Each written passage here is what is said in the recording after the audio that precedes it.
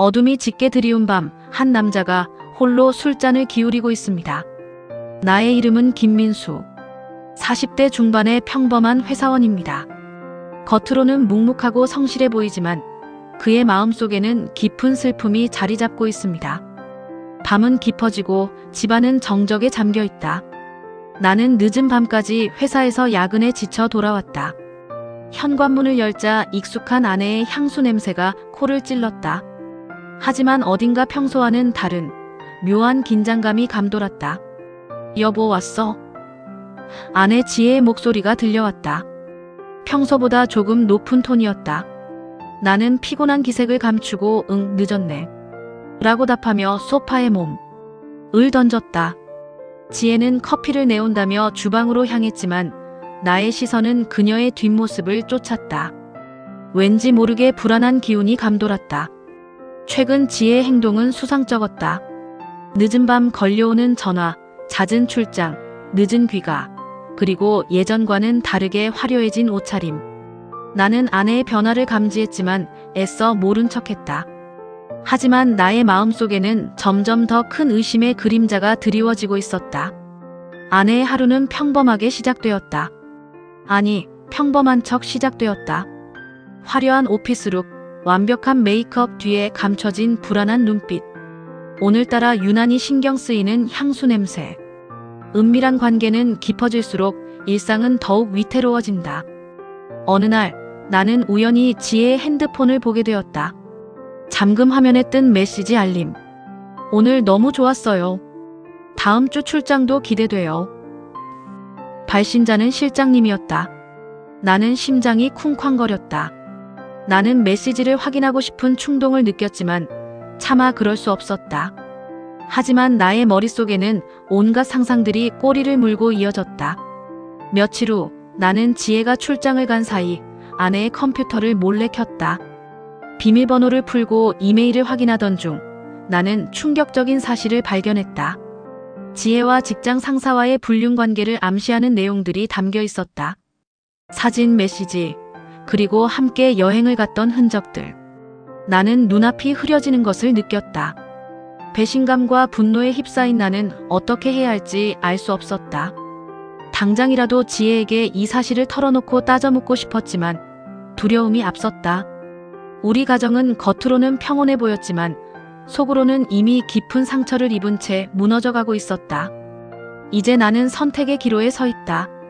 아내의 불륜을 용서하고 가정을 지킬 것인가, 아니면 이 모든 것을 끝내고 새로운 삶을 시작할 것인가. 그의 선택은 과연 무엇일까? 그리고 그의 가정은 이 비극적인 상황에서 벗어날 수 있을까? 충격과 배신감에 휩싸인 나는 아내에게 당장이라도 따져묻고 싶었지만 차마 그럴 수 없었습니다. 나는 가정을 지키고 싶었고 아내와의 관계를 회복하고 싶었습니다. 나는 아내에게 분노를 터뜨리는 대신 놀랍게도 그녀에게 더욱 헌신하기로 결심합니다. 그날 이후 나는 아내에게 더욱 잘해주기 시작했습니다. 퇴근 후에는 맛있는 저녁을 준비하고 아내가 좋아하는 음식을 손수 만들고 평소 소홀했던 집안일을 도맡아 했습니다. 주말에는 아내가 가고 싶어 했던 곳으로 여행을 떠나고 평소 갖고 싶어 했던 물건들을 선물했습니다.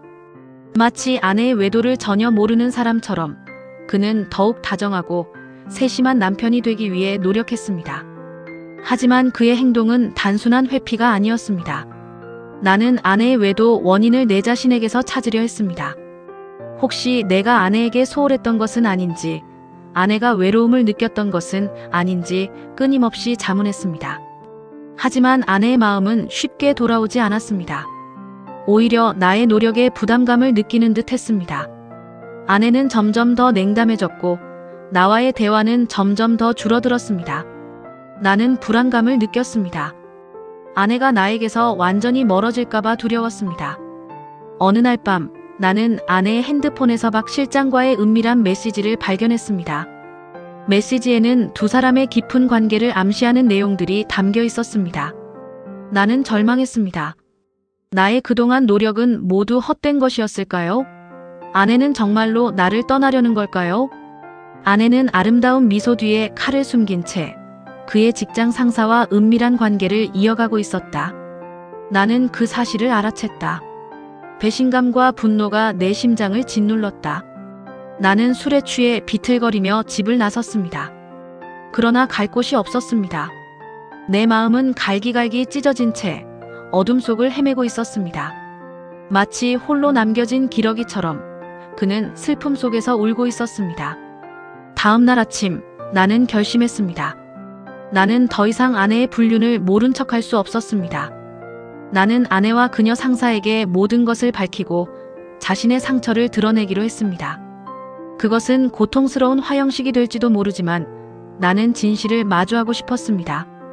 나는 아내 회사를 찾아갔습니다. 나의 눈은 분노와 슬픔으로 가득 차 있었습니다. 나는 박 실장 놈의 사무실 문을 거칠게 열어젖혔습니다. 그리고 그곳에서 나는 예상치 못한 광경을 목격했습니다. 내 눈앞에는 셔츠가 풀어 헤쳐진 채 당황한 표정의 박 실장과 흐트러진 옷매무새의 아내가 있었습니다. 그들의 얼굴은 창백했고 나를 보자마자 얼어붙었습니다. 이게 대체 무슨 짓이야? 나의 떨리는 목소리가 정적을 깼습니다. 박 실장은 당황한 기색을 감추지 못하며 어색하게 웃었습니다. 아, 이렇게 늦은 시간에 무슨 일이신가요? 이건 오해입니다. 지혜 씨와 잠시 업무 이야기를. 나는 박 실장의 말을 끊고 아내에게로 시선을 돌렸습니다. 당신, 이게 정말이에요? 지혜는 눈물을 글썽이며 아무 말도 하지 못했습니다. 그녀의 침묵은 긍정의 대답과 같았습니다. 분노와 배신감에 휩싸인 나는 주먹을 꽉 쥐었습니다. 나는 박 실장에게 달려들어 멱살을 잡았습니다. 당신이 어떻게 이럴 수가 있어? 내 아내와. 사무실은 순식간에 아수라장이 되었습니다. 나와 박 실장은 격렬하게 몸싸움을 벌였고 지혜는 울면서 말렸지만 소용없었습니다. 결국 나는 경비들에 의해 제지당하고 박 실장은 병원으로 실려갔습니다. 박 실장은 불륜 사실이 알려지는 것이 두려워 경찰에 신고도 못했습니다. 나는 다음 날 변호사를 찾아갔습니다. 나는 아내의 외도 사실을 털어놓고 이혼 소송과 함께 상간자 위자료 청구 소송에 대해 상담했다. 변호사는 나에게 필요한 증거들을 수집했는지 또한 소송 절차에 대해 자세히 설명해 주었다. 나는 복잡한 심정으로 법률 상담을 마쳤다. 며칠 뒤 나는 변호사 사무실에 찾아가 그동안 수집한 모든 불륜 증거 자료를 전달하며 우선 상간자 소송부터 먼저 하자고 했다. 변호사는 내가 모아온 증거 자료를 보더니 이 정도면 충분히 상간자 소송에서 이길 수 있다고 말하며 3천만 원을 위자료로 신청하겠다고 했다.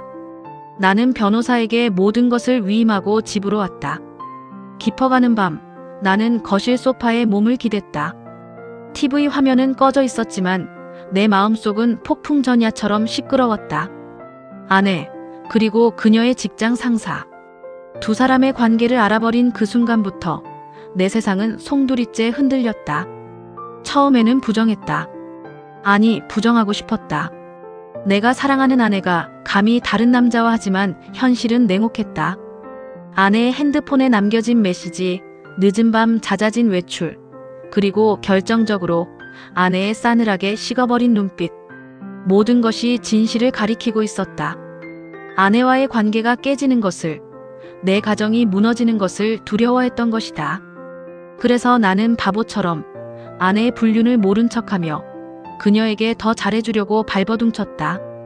하지만 나의 노력은 아무런 소용이 없었다. 아내의 마음은 이미 다른 남자에게 가 있었다.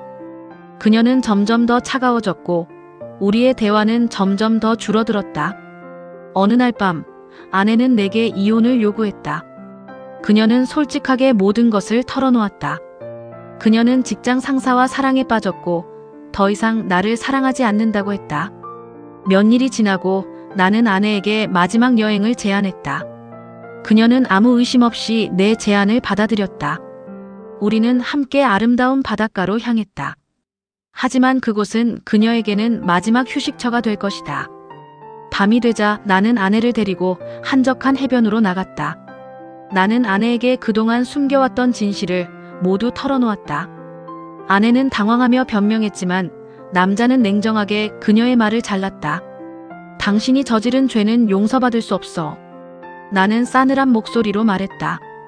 그 순간 아내는 나의 눈빛에서 섬뜩한 살기를 느꼈는지 아내는 살기 위해 도망치려 했지만 나는 이미 아내의 도주로를 막아섰다. 나는 아내에게 마지막 경고를 했다. 지금이라도 뉘우치고 용서를 빌면 살려줄 수도 있어. 하지만 아내는 끝까지 자신의 죄를 인정하지 않았다. 아내는 오히려 나를 비난하며 내 자존심을 짓밟았다. 나는 더 이상 망설이지 않았다. 나는 준비해온 밧줄로 아내의 손발을 묶고 아내를 바닷물 속에 던졌다. 아내는 살려달라고 애원했지만 나는 차갑게 아내를 외면했다. 파도가 아내의 몸을 덮쳤다. 아내의 비명은 파도 소리에 묻혀 사라졌다. 나는 아내가 완전히 숨을 거둘 때까지 그 자리를 떠나지 않았다. 복수를 마친 나는 홀로 밤바다를 바라보았다. 내 마음속에는 복수심과 함께 깊은 슬픔이 밀려왔다. 나는 과연 행복해질 수 있을까? 내 복수는 정당했을까? 그날 밤 바다는 붉은 피로 물들었다. 그리고 나의 비극적인 복수극이 막을 내렸다. 여러분들은 어떻게 생각하시나요? 남편의 행동에 대해 댓글 해주시고 응원의 좋아요와 구독도 눌러주세요. 고맙습니다.